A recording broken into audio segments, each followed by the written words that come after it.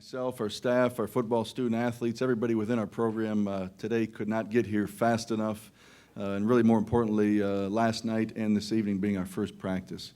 A couple things as I get started, personnel-wise, I just want to make everybody aware of, and I think for the most part everybody's aware of who's in our program, the newcomers that we signed last February, and certainly the months following National Signing Date. Just a couple of things in terms of who's going to be here and a couple of guys that are not here yet.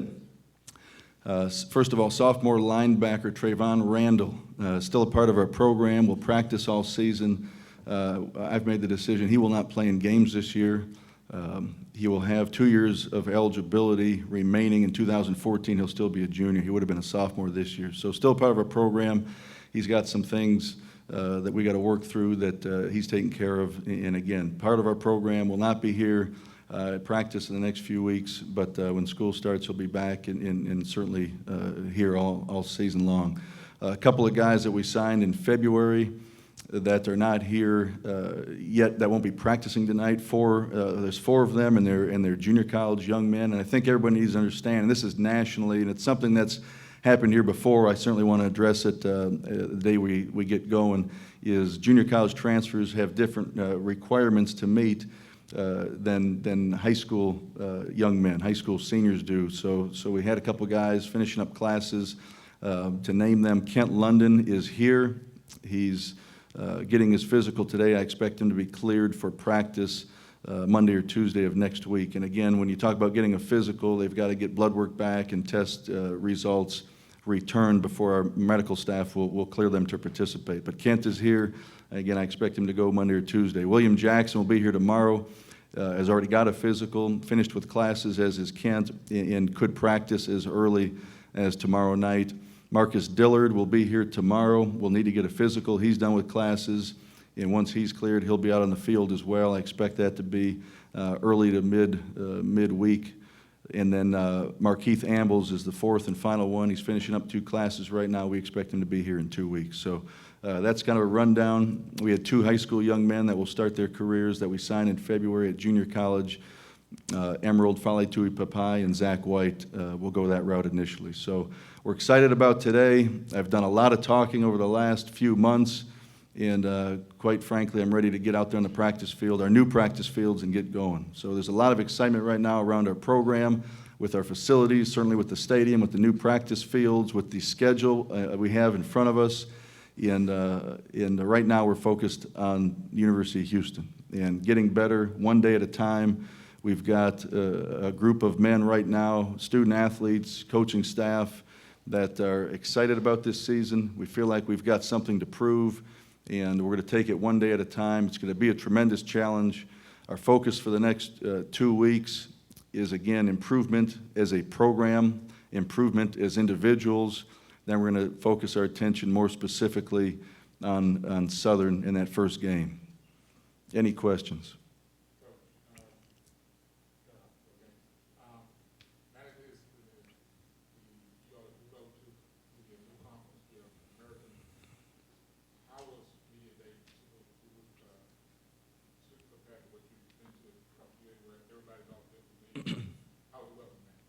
The welcome mat was great, and when you asked me how, the question was, how was Media Day at the American Athletic Conference different from what it had been previously at Conference USA? It was quite a bit different. You know, there was a tremendous amount of national media there. The stage, I think, is much bigger, and again, no pun intended talking about stage, but it was the event that they put on, the national media that was there, was something that our program has not seen in the past. And again, I think what our program and certainly the other newcomers bring to the league, when you talk about the programs that are already in it, it's I think we talk about it in here all the time, and I think people need to understand this is a BCS conference, and the champion this year will play in a BCS bowl game, and then there's certainly implications moving forward in years to come in terms of getting into that playoff system. So it's definitely again, no offense to the conference we were in, but it's definitely a step in the right direction and a step up.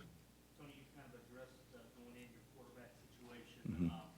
Seeing like it's, you only have a month here, it's like it's kind of a fast-paced schedule. I think you said 10 to 14 days. Can you just kind of give us a little bit of what you're looking for going into camp at that position? The question was about our quarterback competition, and again, I've talked about it at different times publicly at length over the last couple of weeks, and it's something where you're right, Joseph, it's going to be accelerated. We're going to make a decision here in 2 weeks as to who our starter is for the season.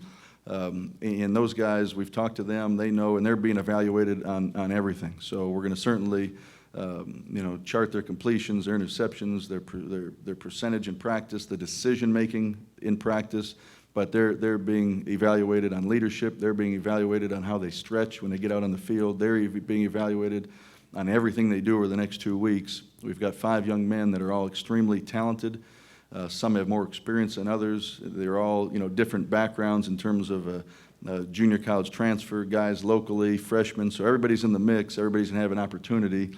Again, some guys have showed us that have been in our program what they're capable of doing, whether it's been in games or at spring practice. So we've got a detailed plan as a staff, and that's going to be a top priority for us the next 2 weeks. Does college experience, in your mind, play any role in terms of giving someone maybe an edge going in, or is that not really kind of a fair way to gauge so far, just let all 5 of them? Well, it's what's a little bit, I'll use the word tricky for lack of a better word, is there's certainly a lot of conversation, and certainly I run into alumni and fans that ask about our quarterback competition this fall. And, we've got 3 young men, Billy Kosh, Greg Ward, and John O'Corn, that while they've been here since the end of May, we haven't coached them. Our first opportunity coaching them is tonight. So we think we know what we got in them. Obviously, we extended scholarships to them, so we saw something in the recruiting process that made us want them to be a part of our program. But until we get on the field with them tonight, get in meetings, get coaching them, and see how they progress and pick things up, it's hard to comment on those youngsters, or newcomers rather, this early, if that makes sense. When you ask me, does a young man who's got experience give him an advantage, a disadvantage? It's and I don't want to talk out of both sides of my mouth. We're starting clean. Everybody's got this opportunity to take that position starting today. I think experience certainly gives someone an advantage in terms of knowing what to do offensively with the hand signals and the checks and changing the play and things like that. But again, everybody's got a clean slate. We're going to see how they operate starting this afternoon. Coach, Pyland has been the starter twice, 2 stints, and both times it haven't been the results that you probably would have liked. Does he have to show you anything extra to, get his job back, or what does he have to prove to get his job back? Well, David had a great spring, and again, what's going back to Joseph's question, we had 15 spring practices, and David Pyland got a ton of reps, as did Bram Kohlhausen. So, and they both had a great spring, David in particular. So. He's certainly, I like the spring he had. Again, we're not out there all summer coaching them. They do 7-on-7 a couple days a week, and that's run by the players. But again, I like the spring he had, and again, he's going to be a redshirt junior this year, and we'll see where he is tonight. I know where he was back in middle of April when he threw 4 touchdown passes in our spring game. We'll see how much he's improved with his own work over the summer. And Charles Sims, he gave a lot of explosive plays. Have you identified a few players who will replace those explosive plays? Well, absolutely. And when we've got explosive players here, when you talk about the running back position, I think everybody saw what Ryan Jackson is capable of doing in our final game last season when he went for over 100 and some yards and really had I think an 85-yarder called back because of a holding call. So he's a home run hitter. Kenneth Farrell's another guy who they're kind of a 1-2 punch in no particular order, but I think they have different styles. But we look at him as a guy that we can certainly count on to get the ball in the end zone as well. And I think on the perimeter, again, we've got some guys now that have gained some weight, been in our offseason program, gone through spring ball. We made a couple adjustments, moving Deontay Greenberry inside, Larry McDuffie outside. Daniel Spencer's done a great job this summer in terms of getting back off an injury and working hard. And we got A-Rod back. So we've got some guys. Xavier Maxwell came in last year as a junior college transfer and started on the outside, and now he's been through our program. So we've got some explosive players. And again, It takes me back a little bit to last weekend, being in Rhode Island at our conference media days, where I'm saying some names and I'm having to tell this national media and the kind of the East Coast media, here's some names you need to write down that you, if you don't know them today, you will by Christmas. Twitter being bigger than ever. For college athletes, what are the possible downfalls that come up with a college student athlete was to put a controversial picture or post? Well, the question's about Twitter and college athletes, and I think, and we talk to our team all the time about it, and what everybody's got to understand, in my opinion, is, when I had hair, we didn't have Twitter, so it's something that's relatively new, and it's the way the world is working right now. It's the way young people socialize, interact, connect. It's funny, I'll talk to a recruit, and I'll ask him if he knows another recruit, and he says, we talk all the time. I'll say, wow, that's awesome. On the phone? No, on Twitter or on Facebook. So that talking now is texting and Twitter and Facebook, and that's what young people do today. So we educate our guys. We had a meeting on it last night, and to be responsible with your social media. And I think, you ask about a controversial post on Twitter, what's and again, certainly that's something that's out there, but it's more important, we got 14 seniors right now that if they don't go to the National Football League, or if they do, or they're going to try to get a job here in the next 6 to 12 months. And what employers are doing now is getting on the internet and looking up your Facebook page and your Twitter handle and your Twitter account, and before they make an offer to a prospective employee, they're looking at what you're posting. So we educate our guys, making sure they're making good decisions. I'm on Twitter. I think I've posted maybe 300 times in 2 years now, and I'll type it out and have 4 people read it before I even hit the tweet button, just to make sure I proofread it myself. But I want to make sure, how is it going to be interpreted by people that are following me? If someone retweets it, how are people going to interpret what we put out on Twitter? So I think it's very important. I think it's a different day and age, so we educate our players on that. How much has social media changed the prospects of recruiting from the time that you got started, when it was just a telephone call and pretty much unlimited contacts? Well, the social media has changed recruiting like you wouldn't believe, in probably more in a good way. And the reason I say that, 10 years ago you were allowed to text prospects, which you can no longer text them, but now hitting them on a direct message on Twitter, sending them a message on Facebook, basically goes to their phone anyway, so you can correspond with them immediately. So it's almost like you're texting, but it gives you a chance to build a relationship, and it gives you a chance, like I just mentioned with his question, to find out what a young man's like. And I think high schools now are also doing a great job educating their student athletes and their students that are not athletes to the dangers of social media. We've dropped, at this point in this year's upcoming 2014 class, we've dropped 3 recruits already based on things they've posted on their social media accounts. And whether it's a young man posting from his high school class and posting inappropriate remarks, or a young man posting at 3 in the morning, or, there's certain things you're looking for, and I think it gives you a little bit of an insight now into the young men you're talking about becoming a part of your program.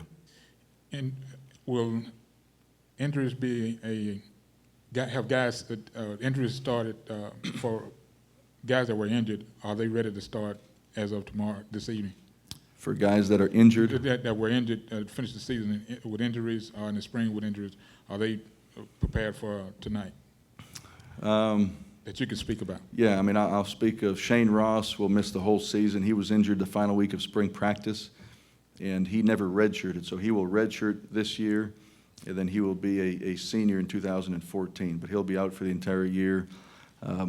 Austin Potter hurt his knee in the spring. He will not play this season. Andrew Hogan hurt his knee, unfortunately, also. The final play of our spring game, I believe it was, he'll be out for the season. And going back to who was injured at the end of last season, again, Daniel Spencer's back, Andrew Rodriguez is back. If I'm missing anybody, I apologize, but I think I've covered about everyone. Tony, this kind of ties into the new coordinators from where you ended in the spring. where do you want to jump into immediately with the team, either positions or areas, to kind of start off and kind of build off of that, or at least continue working on that stuff? Right, and what we've talked about in terms of our progression as we start this evening are a couple things. Over the course of the year, you basically, for the most part, not talking about bye weeks, you basically have a week to prepare for each opponent. So we've got 4 weeks right now to prepare for our first opponent. So again, like I mentioned a little bit earlier, but I'll reiterate, the first 2 weeks of August training camp are going to be about Houston.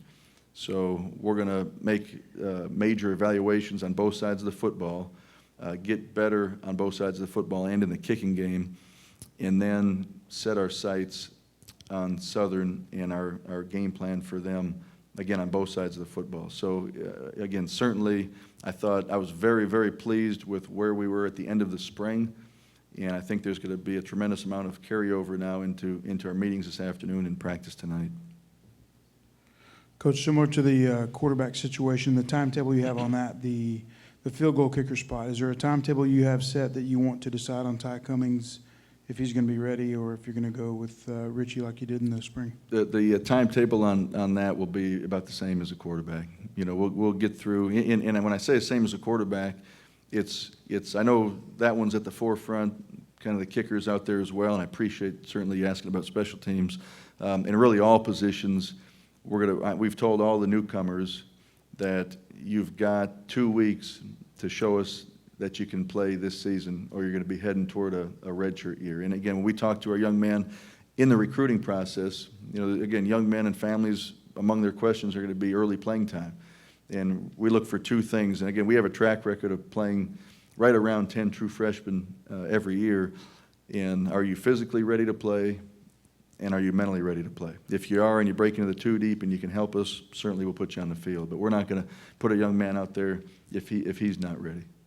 Coach, in terms of offense, y'all were the fastest team in the nation in terms of plays per minute. Can you talk about why y'all play so fast and how does it help you win games? Well, the reason we play fast, again, it's a little bit of our brand, it's our style. We feel like we can recruit those type of skill guys to come here and be explosive, get them the football in space. When you look at kind of the trend right now in I'll say college football, and it's even now gone up into the National Football League, it's no huddle, up tempo, spread people out, and it's probably a bad era right now to be a defensive coordinator, because it's you look and there's a couple of leagues that'll still be a lot of what we call 21 personnel, 2 backs and 1 tight end, and they huddle up and they pound the football. And there'll be a couple teams in the American Athletic Conference that do that as well. But that's been our brand. That's been something I think that's certainly helped in recruiting, and then that we've been tremendously successful with.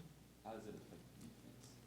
Y'all do defense? It definitely affects our defense. And I've seen it affect our defense really, to me, in a negative way since I've been here for 6 years. And it's something we made some changes with this spring that we feel like really helped us, among other things, and we're going to continue this fall. But I think, there's a lot of things that go into playing great defense, certainly, getting turnovers and tackling, but a lot of it also is effort and having 11 guys full speed to the ball carrier on every play. And when you practice against what we do offensively every day, I think defensively you can get into bad habits because you're wanting your guys to give great effort, but as soon as the play's over, there's 11 guys on offense standing lined up ready to snap the football again, and the defense is out there trying to hustle back and gets coached up. So it's something we've certainly worked on. I think people that came out in the spring and watched us might have noticed some differences in terms of how we practiced to help our defense and help our program overall. Can you talk about how important Richie Leone's leg will be to to field position and to your special teams, and also how much he's grown since he's been here? Well, and I appreciate you asking that the last part of that question, because I saw his mother yesterday at our kickoff lunch and our family lunch, and we had almost 500 family members really bring and say goodbye to these young men for the next couple of weeks. And I told her, like I've told him a number of times, it seems like during the recruiting process, I personally recruited him, and you're allowed as an assistant to go into a young man's home on 6 different occasions. So I flew out to Atlanta and drove up to Roswell, Georgia 6 different times in December and January. And, it seems like just yesterday, now he's going into his senior year, and I know I'm biased, but he's the best punter in the United States. So, when you talk about changing field position, helping our team, helping certainly our defense, he's a tremendous, tremendous weapon for us, and he's as excited about the new stadium as anybody because he won't be playing in it, because he's excited to play in Reliant, play indoors, and not have a whole lot of wind his senior year while he's punting a football. But he's had a great career. Again, he came in as a true freshman, did a tremendous job right from the get-go, right from the start, and certainly we'll be sad to see him leave.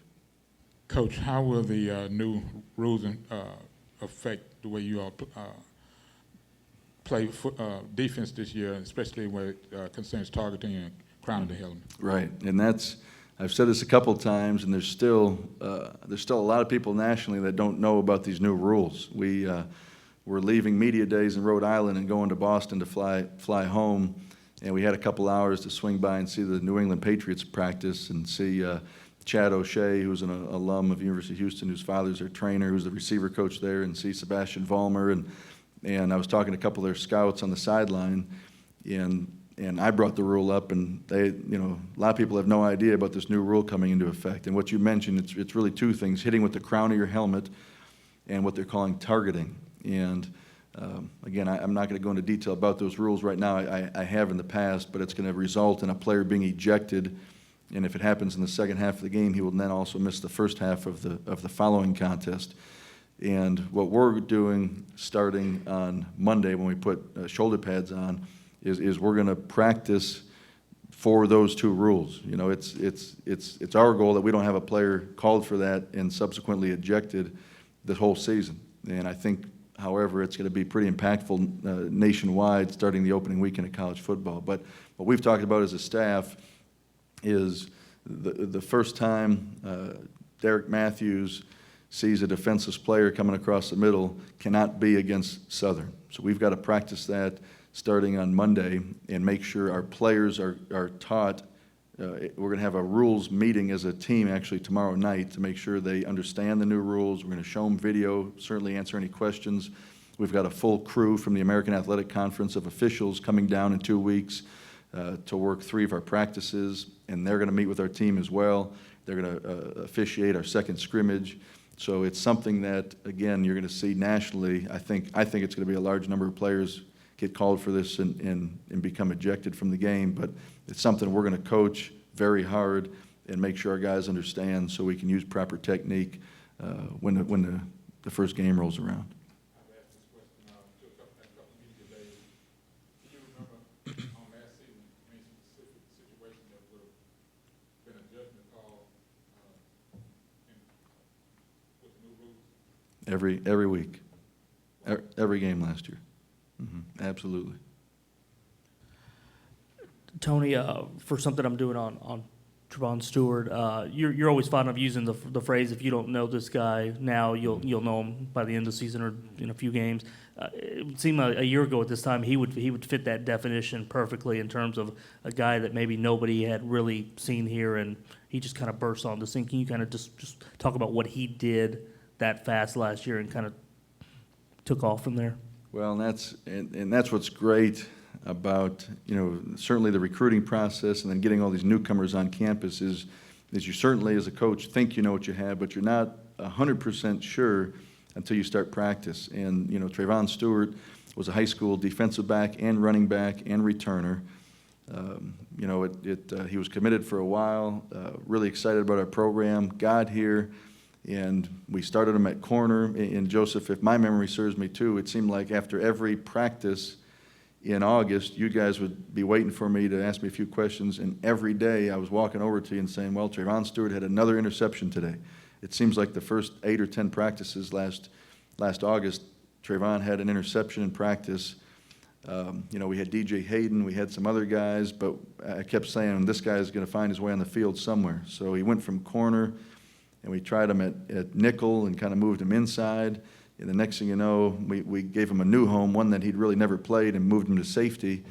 And again, 4 months later, he's a freshman All-American. So he definitely fits into that category of probably a guy that initially, I think people were excited about him because he was on Twitter and social media and so enthusiastic about our program, but didn't know necessarily what to expect. And then a couple months later, he's a little bit of a household name after his freshman year and led all freshmen nationally with 126 tackles. Last thing I want to ask you, maybe it's more of a formation or kind of what you want to do offensively. You did lose a tight end from the recruiting class. Will that affect kind of your plans to how you'll implement the tight end in the offense this year? No, that will not affect how we'll implement the tight end in our offense. And again, I'll try to clear some things up because among the other questions I get when I speak publicly from our fans, one of them is always, there's a rumor out there somewhere that you're going to be using a tight end quite a bit. And again, we signed Shantez Jackson from Los Angeles. He's 6'4", 255. He's a tight end. And then we've got some other guys, like Alex Cooper comes to mind, who's really was a tremendous high school basketball player, 6'5", 240, and now he's 6'5", 295. He plays tackle for us, but he's also athletic enough and has tremendous hands from his basketball playing days that he could play tight end for us as well. And so just kind of tying it all together, what I want to try to clear up is, again, what we've done offensively, we're to continue to do. We're to be creative, think outside the box, be up-tempo. You will see a tight end in there in appropriate, or is what we would deem appropriate situations, short yardage, goal line, possibly 1st and 10, play action, where we're going to fake a handoff and take a shot down the field. So, those guys, I can't put a number on it. Is it going to be 10 snaps? Will it be 20 snaps? I think part of the game plan will dictate that. Part of the situations that come up within the game will dictate that. But certainly you'll see a tight end more than you have in the past. Coach, I guess the team didn't get off to the best start last year. How do you make sure that the team gets off to a good start this year? Well, I think it goes back to what I said earlier, and I think a number of things go into it. But again, that these next 2 weeks we're going to concentrate on the University of Houston and us improving and us getting better as an offense, as a defense, in the kicking game. We talked last night, individually, we all have to do that, and we've got a tremendous plan in place in terms of our practice schedule, how to keep our guys fresh, and, we're going to take, it's an old cliche, but it's a truth in coaching. We're going to take one game at a time. We're looking forward to that Southern game. We've got really the whole year mapped out in terms of days off, practice plans, when we're in full pads, when we're not, and, if we get better, we'll be fine. I expect us to start fast.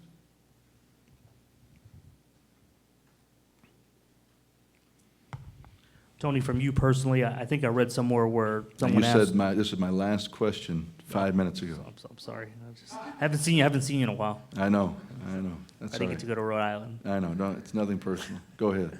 I think I read somewhere where someone asked you about, what did you learn from your first year, and I think you mentioned mistakes, and you said one thing you learned is not to make the same mistake again. Mm-hmm. Can you kind of, what did you learn from that first year, and were there things that you did last year that now that you look back at it, you've learned as a first-year coach and, kind of that development process of being a new head coach?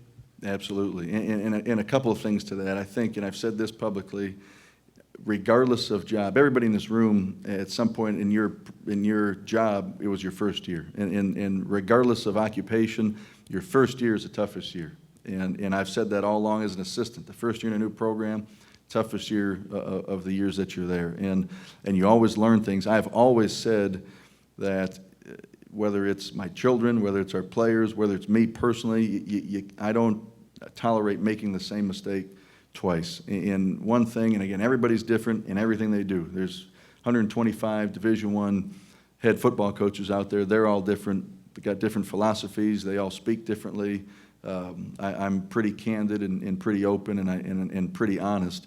And part of my philosophy is when you make mistakes, and I'll make mistakes this year, but when you make mistakes, I'm going to admit the mistake, I'm going to correct the mistake, and I'm not going to make that same mistake twice. And certainly we've learned, I've learned, you learn about your players, you learn about your staff, your assistant coaches, and I'm really, really excited about this upcoming season and certainly the direction of our program. Coach, I know that you said that you're going to be evaluating for the next few weeks, but going in, what would you say are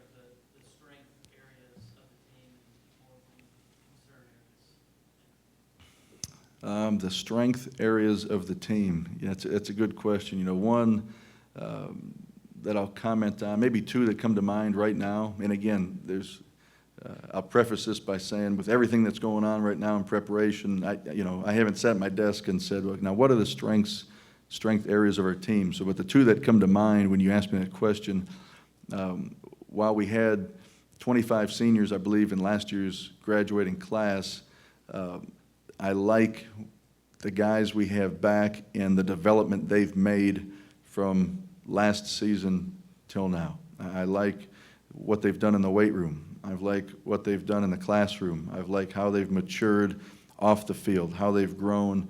And I really like, last year, really, if this makes sense, coming out of our first spring, when I became a head football coach, there were some guys that were about to go to prom in a couple weeks that we felt like we'd be counting on when they showed up on campus a couple months later. So to have those guys have a full year in residence in our system, in our program, is going to turn out to be a strength for us this season. The other thing that comes to mind, quite frankly, is the leadership that these young men have shown. And I'm not necessarily talking about those guys in particular, but it's something I felt like we lacked last year within our team, and it's something since January I've seen tremendous growth in. And the players, there's certain guys, and not just seniors. We just had our senior picture, and we had 14 guys standing next to me.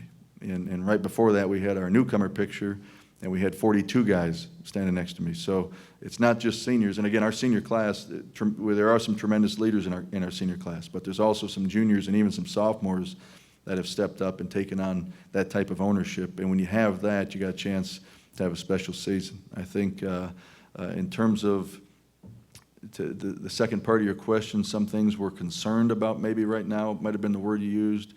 I may define that differently, maybe a little bit to answer your question and say we're concerned with us at this point. Maybe I can answer more on that tonight at 8 o'clock when we're coming off the practice field. But right now there's nothing but excitement for me, for our staff, certainly for everybody in our program. And if there's some personnel things we got to change, some guys we got to move, some things we got to do schematically on one side of the ball, if we feel like there's a deficiency there, we'll certainly address that. But at this point, I'm going to see how it all plays out here starting this evening and make changes if we have to moving forward. Coach, we know there's tremendous benefits to joining a new league, but what are some of the challenges that come with it? Well, some challenges coming with the new league. I think it's a great schedule. I think it's a challenging schedule. I think it's certainly different for not only everybody in our program, but even our fan base and our alumni. Seeing some of these teams on our schedule, seeing some of these programs that we're going to have to fly up to and face is something that's exciting. It's certainly helped in a number of ways. I think the exposure it's given us and is going to give us is priceless. It's certainly helped in recruiting. It's these young men understanding who we're going to be playing, being on ESPN, and then I think it's helped us with our facilities, quite frankly. Getting the new practice fields and getting the stadium underway, I think is all kind of a part of that as well. So the schedule is going to be a challenge. It's one we're going to be up for, one we're definitely looking forward to. And we've known about this move for a few years now. I've been a part of this move less than 10 years ago as an assistant at Louisville, and when we successfully made this transition from the same conference to the same conference. And we've really addressed some things in recruiting in terms of athleticism, size, and depth in these last two classes that's going to help us make this transition smoothly.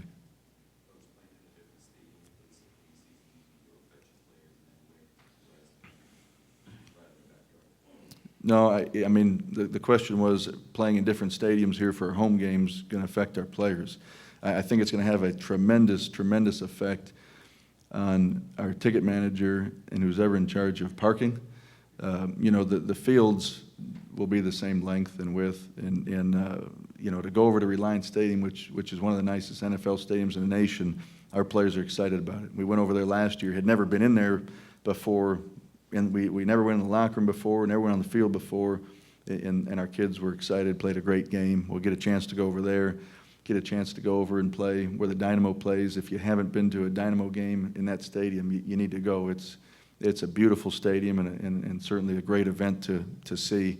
And then we'll play, I believe, Cincinnati over at Rice as well. So again, for what we've got to do for one season to have the new stadium on campus in 2014, it's a small price to pay, and I don't anticipate it affecting us at all.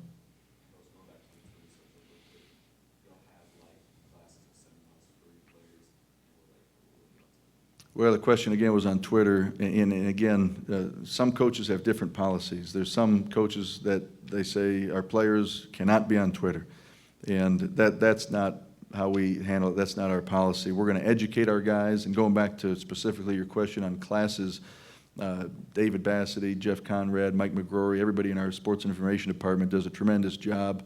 Although I see a bunch of you shaking your head, I think they do a tremendous job with our student athletes and educating them on it. And again, we had a meeting last night. Among other things, David got up and specifically talked about social media and how to use it for your benefit and kind of what the do's and the don'ts are.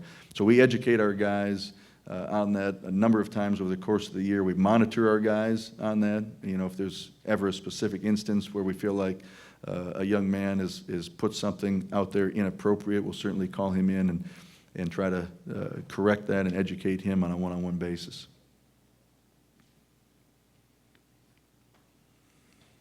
Anything else? All right, thank you for being here.